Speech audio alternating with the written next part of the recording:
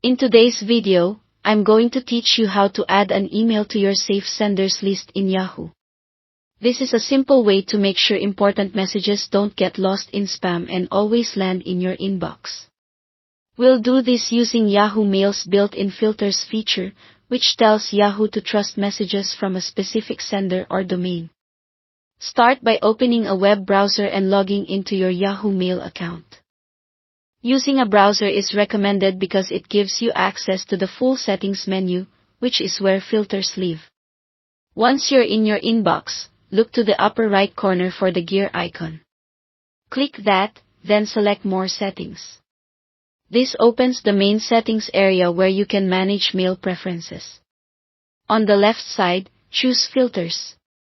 This is where you can create rules that automatically organize incoming mail. Click Add New Filters to create a new rule. Give your filter a clear, descriptive name so you'll recognize it later, like a safe sender or something related to the sender. Names don't change how it works, but they make your list of filters easier to manage over time. Next, in the From field, enter the sender's exact email address, or, if you want to allow an entire organization, enter the domain. Using a specific email address is precise, while using a domain covers every address from that website. Take a moment to double-check for typos here. Accuracy matters for the filter to work reliably. Now choose where those emails should go. Set the destination folder to Inbox. This tells Yahoo to deliver those messages directly to your main inbox instead of letting them get stuck in spam or filtered elsewhere. This is the key step that makes this function like a saved senders list.